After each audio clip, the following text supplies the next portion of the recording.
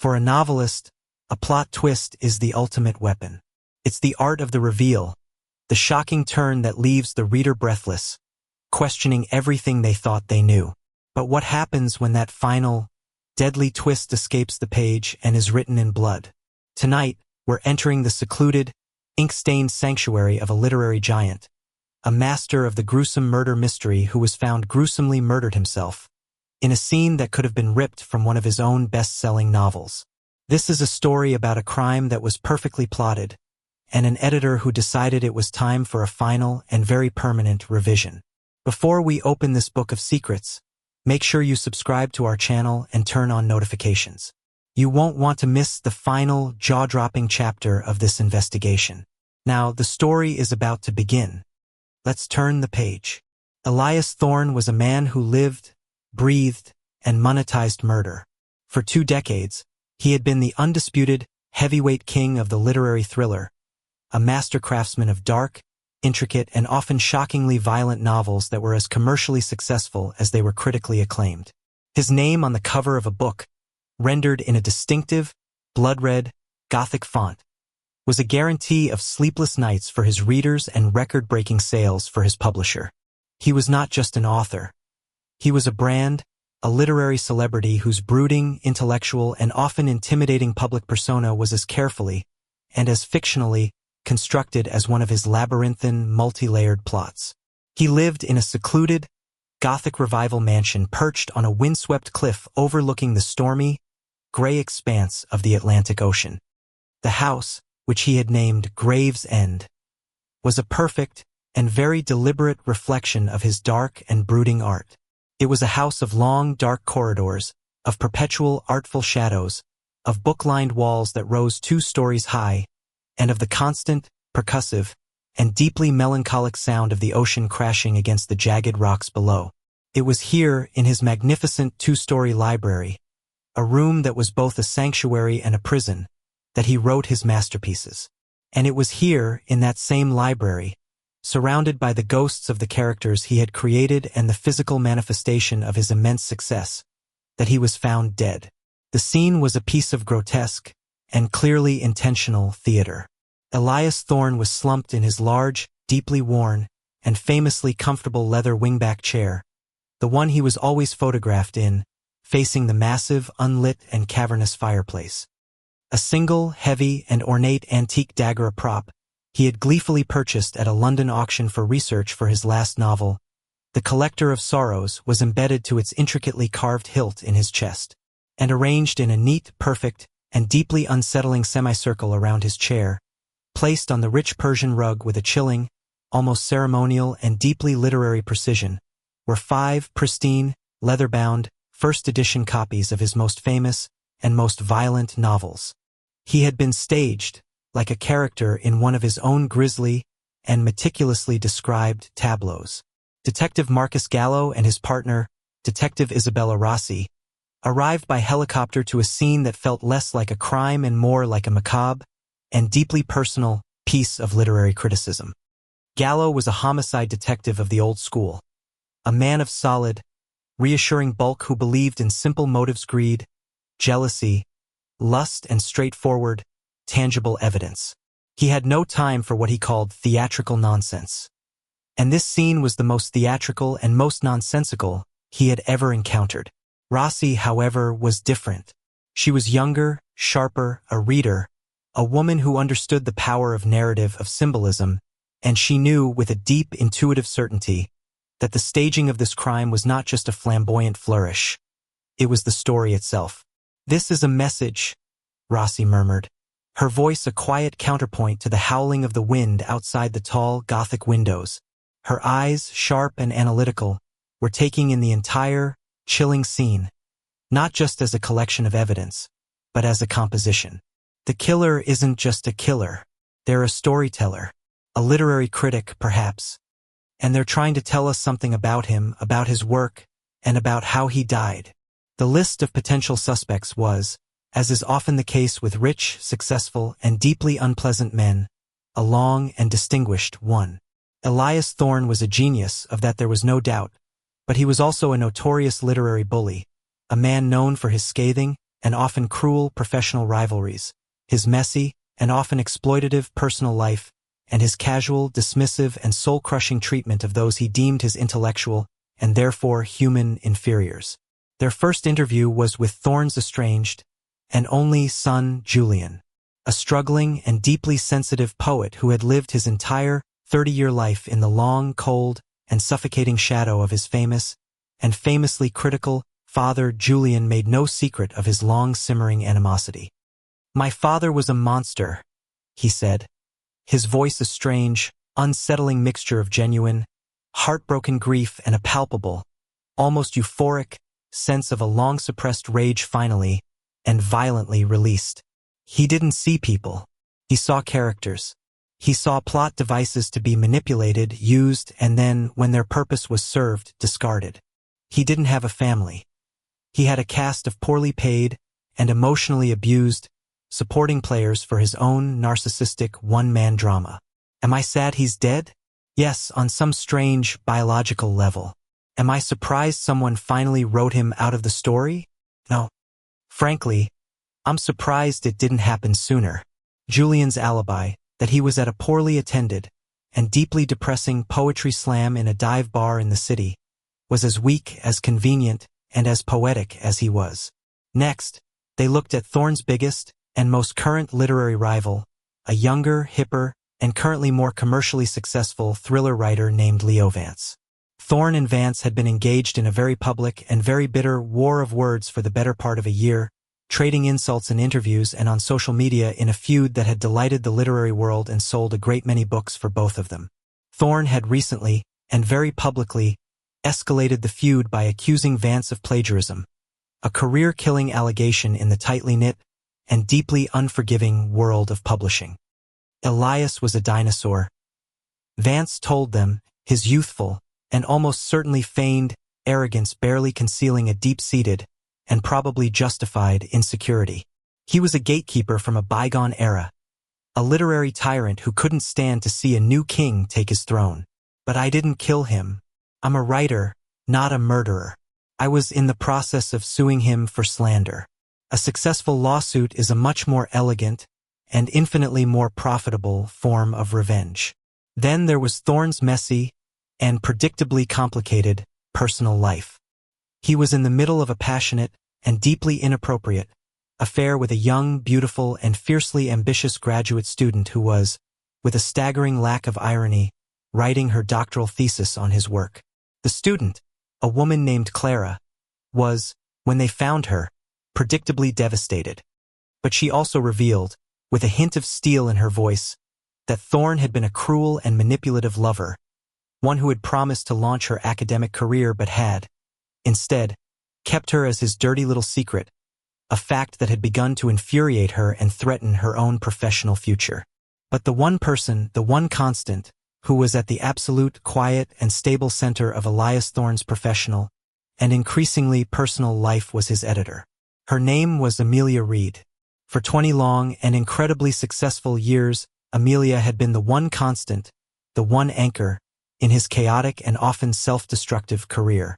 She was a legend in the publishing world, a woman known with a mixture of reverence and fear as the book whisperer, an editor with an almost supernatural and deeply uncanny ability to turn a good, but flawed, manuscript into a literary sensation.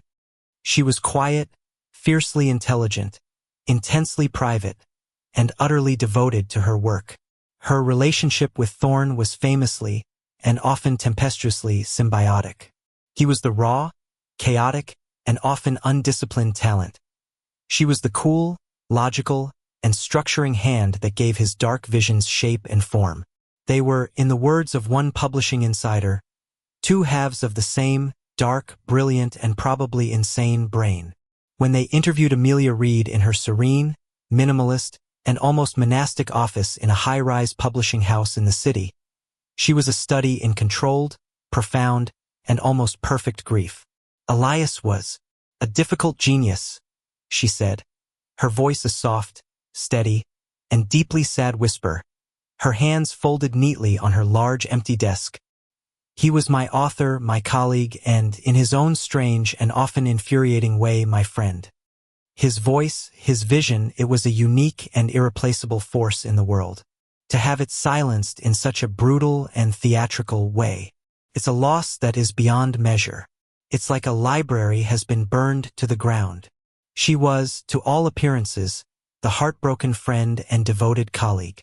She had been working with him, she explained, on his new and highly anticipated manuscript, a book that was being whispered about in the industry as his magnum opus, the one that would finally win him the literary prizes that had so long eluded him. She claimed, with a quiet, unshakable certainty, to have been at home, alone in her small, book-filled apartment on the night of the murder, reading and editing the final chapters he had emailed to her earlier that day. The case was a classic, literary whodunit, a locked-room mystery in a house full of shadows, secrets, and professional jealousy. The murder weapon, the antique dagger, was covered in Thorne's own, desperate and defensive fingerprints, as well as a confusing, smudged, and forensically useless collection of others. The crime scene was a message, a story, but the detectives couldn't yet read the strange and bloody language it was written in. Rossi, a detective who believed that the true, unvarnished truth of a person was often found not in what they said, but in what they wrote, obtained a warrant to seize all of Elias Thorne's computers, his hard drives, his journals, and his manuscripts, including the final, unfinished draft of his new novel. She was looking for a clue, a reflection of the real-world drama in his fictional one, a secret that had bled from his life onto the page. She spent days and nights, reading his work, immersing herself in his dark, violent, and brilliantly constructed fictional worlds. And then, with a growing sense of dread and a palpable sense of discovery, she began to read the final, unfinished manuscript. It was titled The Ghostwriter. The story was Thorne's usual brand of dark, intricate, and deeply psychological thriller, but with a new and deeply personal twist. It was about an aging, celebrated, and deeply narcissistic novelist who had built his entire magnificent career on a single monumental secret. He hadn't written a single word of his famous, best-selling books. The real author was a brilliant, unknown, and anonymous ghostwriter, a woman he had discovered decades ago, a woman he had seduced, manipulated, and kept as his secret weapon, his prisoner, his literary slave. The novel was a dark, terrifying, and deeply claustrophobic exploration of their toxic, symbiotic relationship, and it was building, with a sense of horrifying inevitability, towards a final, bloody confrontation where the ghostwriter, after a lifetime of silent, anonymous creation, finally decides to kill her creator and claim her own, stolen, story. The parallels were chilling and deeply, profoundly unsettling. Rossi began to wonder, with a growing, sickening certainty, was The Ghostwriter a work of fiction, or was it a confession? A final, desperate attempt by a guilty man to control the narrative of his own, long and terrible secret. She started a new and highly confidential line of investigation, a deep, secret dive into the long and supposedly glorious history of Elias Thorne's career and his intensely private, 20-year relationship with his quiet, unassuming, and brilliant editor Amelia Reed. She was looking for a secret that was buried not in a shallow grave, but in the footnotes, the acknowledgments, and the silent, empty spaces of 2 decades of best-selling and deeply fraudulent novels. The manuscript for The Ghostwriter became the new, unsettling, and deeply complex centerpiece of the investigation.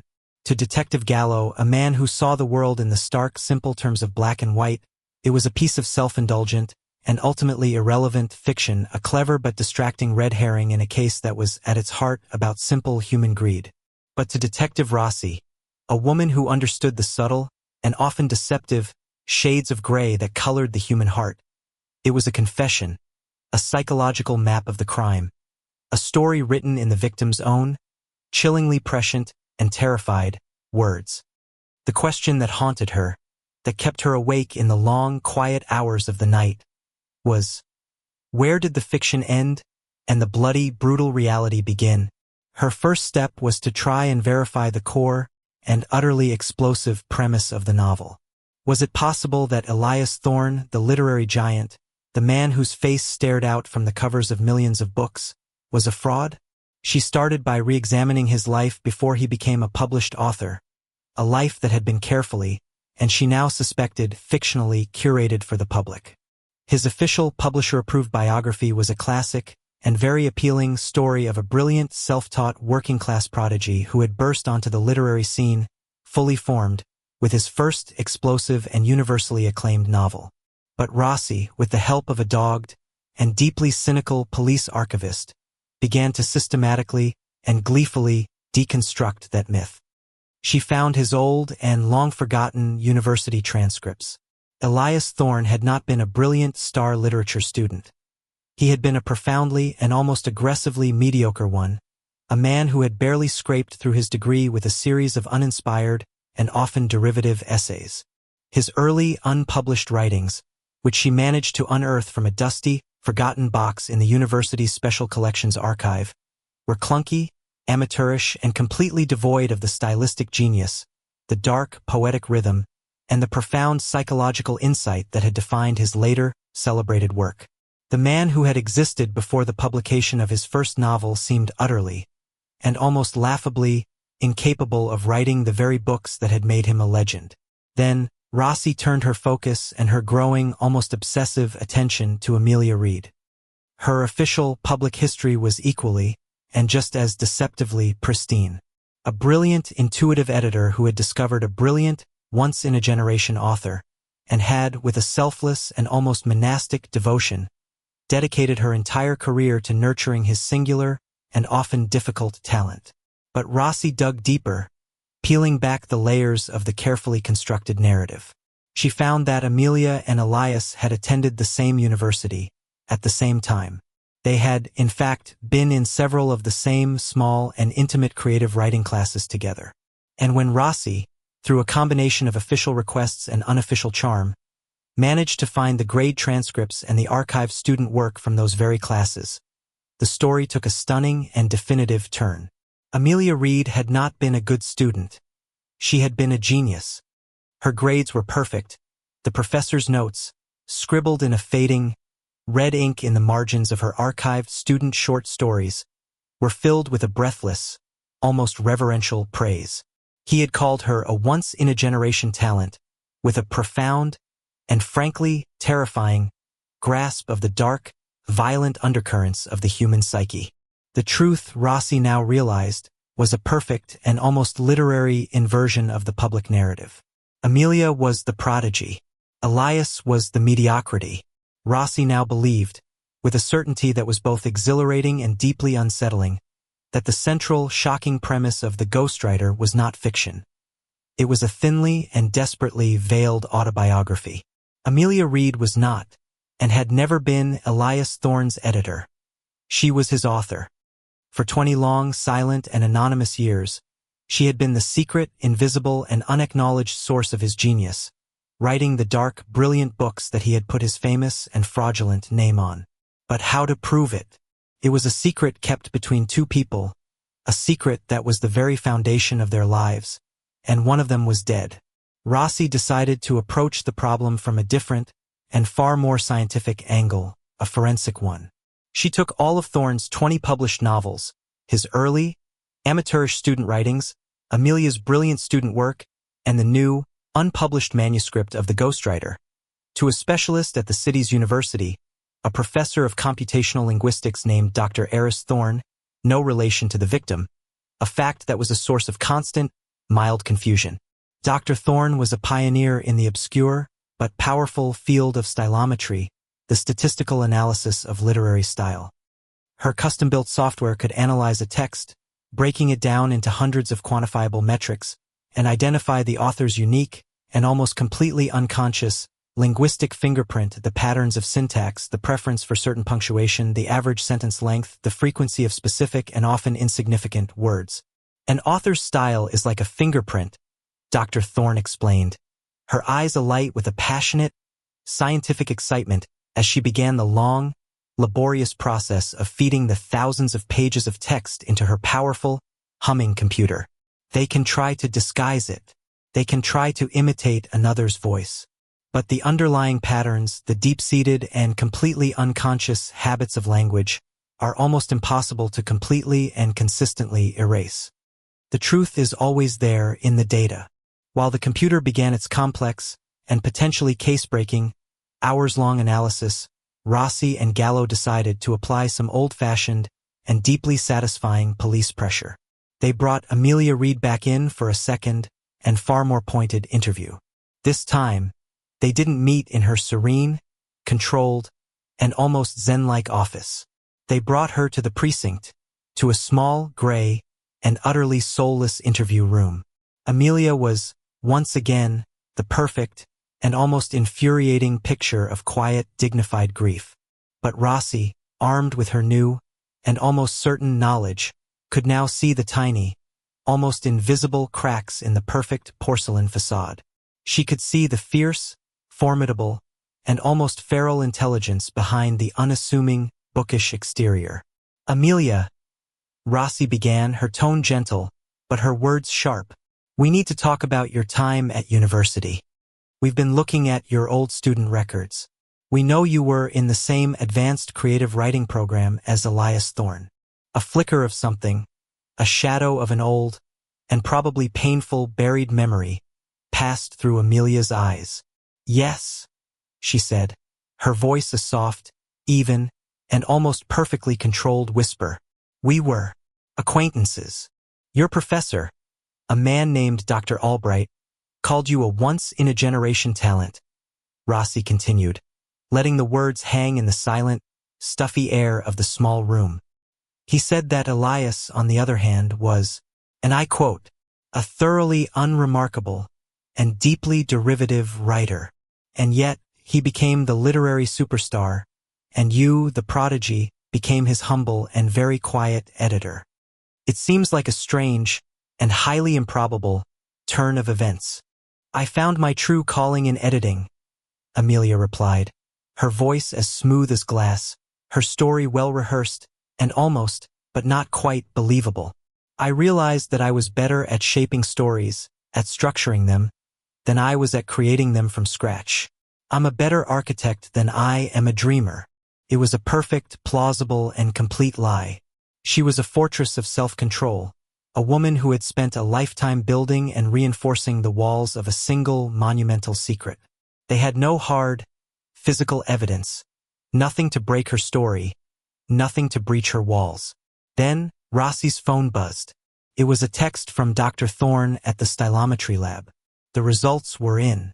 Rossi and Gallo left Amelia in the interview room, in the silence, and hurried to a small, adjacent office to take the call on speakerphone. "The results are astonishing, Dr. Thorne said, her voice filled with a kind of pure, unadulterated, scientific excitement that was almost infectious. The 20 published novels, all under the name Elias Thorne, are a perfect and almost freakishly consistent stylistic match. A single, consistent, and highly unique authorial voice. The early, unpublished writings of Elias Thorne, from his university days? Zero correlation. It's a statistical impossibility that the man who wrote those early, clumsy stories also wrote the novels. The software gives it a probability of less than 1 in 10 million. And Amelia Reed? Rossi asked, her heart pounding, a slow, heavy drumbeat in her chest. I analyzed the student papers you sent me, the ones written by the young Amelia Reed. Dr. Thorne continued, the excitement in her voice rising. And then I compared them to the 20 published novels. The correlation is absolute, a 99.7% statistical match. It's the highest I have ever seen between two separate bodies of work. Her linguistic fingerprint, her unique authorial DNA, is all over every single one of his books. There is no question, in my scientific and expert opinion, that Amelia Reed is the true and sole author of the entire Elias Thorne canon. But it was the final and most crucial piece of the analysis that was the most chilling and the most damning. I also analyzed the new, unpublished manuscript, the one titled The Ghostwriter. Dr. Thorne said, her voice now dropping, becoming more serious, more puzzled. And something is different. The style is fractured. It's almost schizophrenic. It's like two different and deeply antagonistic authors are at war on the page. Most of ITI would say about 80% is a perfect, 99% plus match for Amelia Reed's established style.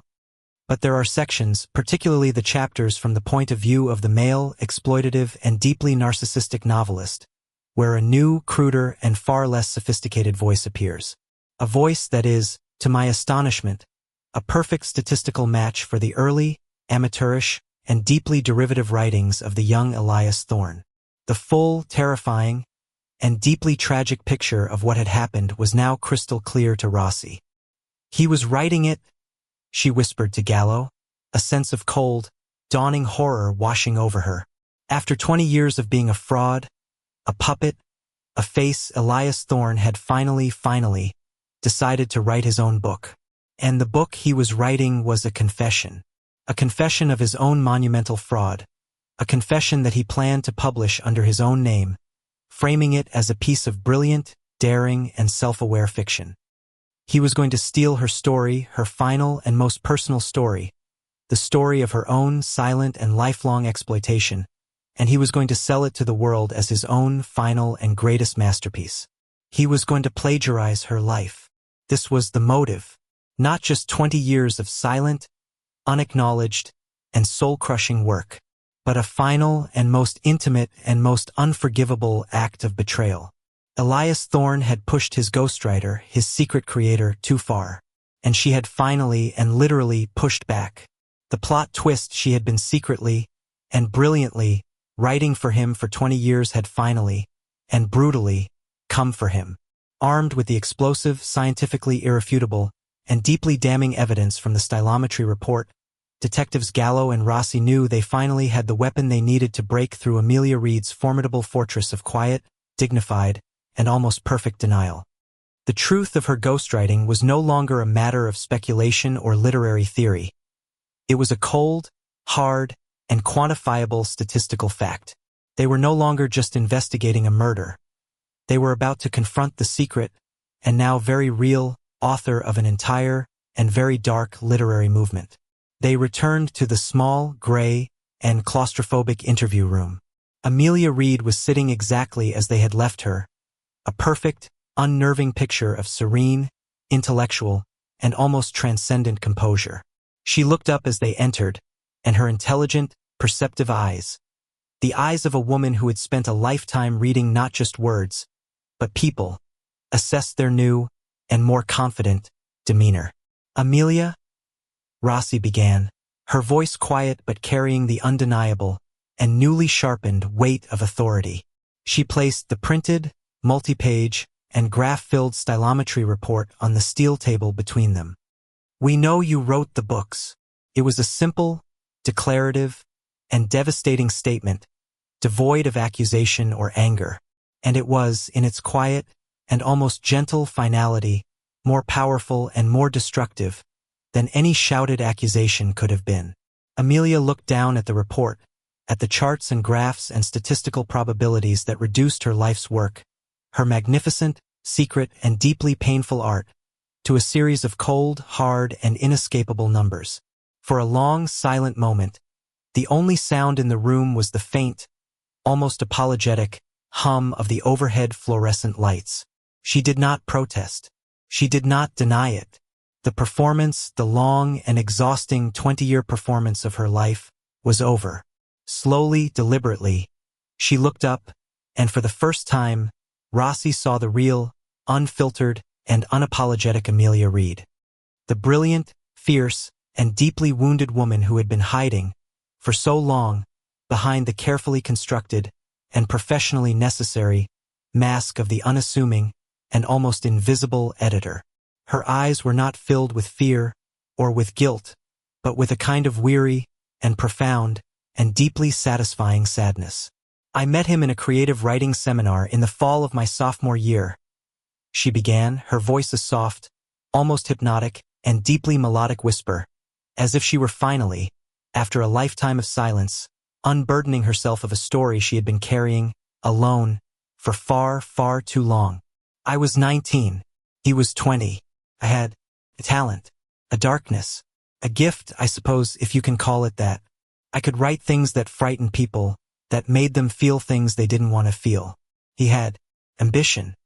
A burning, all-consuming, and almost pathological ambition, and a complete and almost comical and utter lack of the talent to fuel it. We were a perfect and a truly, truly terrible match. She told them the story of their dark, twisted, and deeply symbiotic partnership, how he had been the first and perhaps the only person to recognize the raw commercial potential of her dark and often disturbing genius, how he had convinced her, a shy, insecure, and brilliant young woman who wrote from a place of deep personal pain, that she was too strange, too female, too literary, to ever be a commercial success on her own. He had proposed a deal, a collaboration, in the dark, smoky corner of a college bar. She would write. He would be the face, the name, the persona. They would share the profits, and one day, he had promised, his eyes alight with a future he could already see, he would reveal the truth, and they would be celebrated together as a revolutionary and legendary literary partnership. I was young, she said, a note of bitter and deeply self-recriminating irony in her voice, and he was so convincing, so charming. I believed him. I became his secret, his engine, and the secret, it became a prison. The first book was a sensation, a phenomenon, and the lie grew and it grew and it grew until it was too big, too monumental to ever undo. He became a god, a literary titan, and I became his ghost. For 20 years, she had lived a life of silent, anonymous, and soul-crushing creation. She had written the books, every single, solitary, and often torturous, word, and had watched, from the shadows, as he had taken the credit, the awards, the adoration. He had become her captor, their relationship a toxic, abusive, and deeply codependent cycle of creation, exploitation, and control.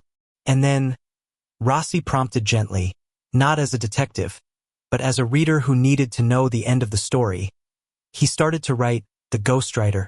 A new and terrifying light came into Amelia's eyes, a cold, hard, and unforgiving fury, the fury of a god whose creation had been stolen. He came to me with the idea, and he was so proud of it, she said, her voice now dripping with a contempt that had been fermenting and concentrating for 2 long decades. He called it his meta-masterpiece, his postmodern triumph. He was going to tell our story, the story of the ghostwriter, but he was going to frame it as a work of his own brilliant, fictional, and deeply imaginative creation. He was going to take the truth of my life, my pain, my silence, my enslavement, and he was going to sell it to the world as his final, brilliant, and most audacious plot twist. He was not just stealing my work, he was stealing my soul. He was stealing my very existence. That was the final betrayal. The one that was too intimate, too cruel, too unforgivable. The one that had turned her from a silent, complicit, and deeply unhappy ghost into a vengeful and finally very real one. The murder, she explained with a chilling intellectual clarity, was not a crime of passion. It was an act of literary criticism. It was, she said, an edit, a final and very necessary revision. He sent me the final chapters on the day he died, she said. In his version of the ending, the great, powerful author kills the ghostwriter, burying his secret, and her, forever. It was his way of telling me how our story would end, that he would always win, that I would always be silenced, in life and in death. And I decided that the ending was weak. It was predictable. It was a cliché. It needed a rewrite. She described, with a calm, almost serene detachment, how she had driven out to his secluded mansion that night, the manuscript, his final, terrible betrayal, on the passenger seat beside her. He had let her in, of course. She was his editor, his collaborator, his ghost. She was the one person on earth he was not, and had never been, afraid of. They had sat in the library, the magnificent silent room where she had, in essence, created him word by painful word.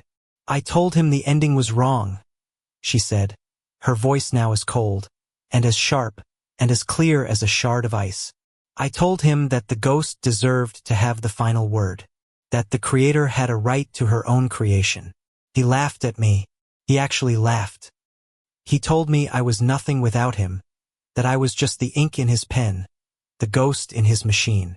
She had picked up the antique dagger from his desk, the very prop she had suggested he buy for research for a book she had written for him years ago, a book about a collector of rare and deadly weapons.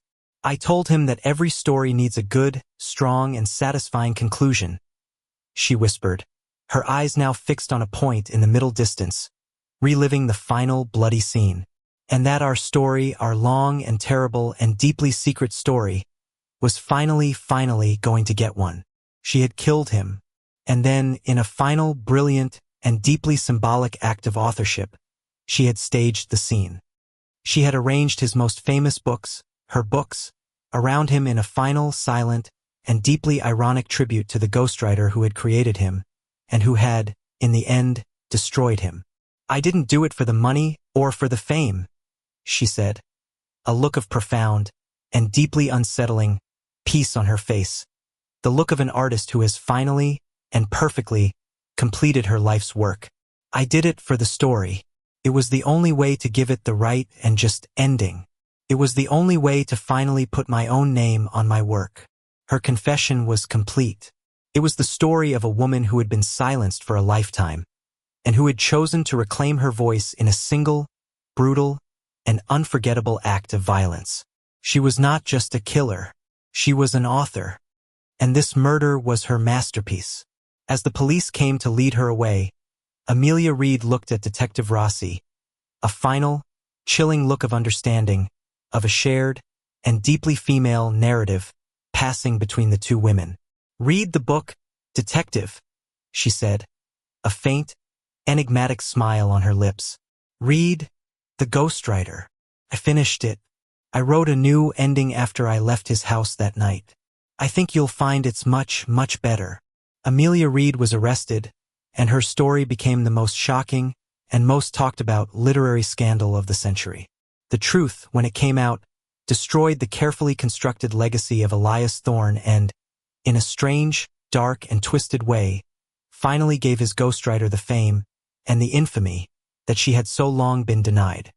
The final unfinished manuscript of the ghostwriter, with Amelia's new and bloody final chapter, was never published, but it became a legendary and deeply sought-after artifact, a testament to a plot twist that was more real and more terrifying than any fiction. In the world of stories, the author is God. They create the world, they control the characters, they decide who lives and who dies. Amelia Reed was a god who had been denied her own creation for a lifetime. Her story is a chilling reminder that the line between fiction and reality is a fragile one, and that a ghostwriter, when pushed too far, can write a final, bloody chapter that no one, not even the author, will ever see coming. Thank you for joining us for this dark and twisted tale. If you believe that the most compelling mysteries are the ones where the motives are written in ink, and the clues are hidden between the lines, be sure to subscribe and ring the bell. The library is closed. This story has reached the end.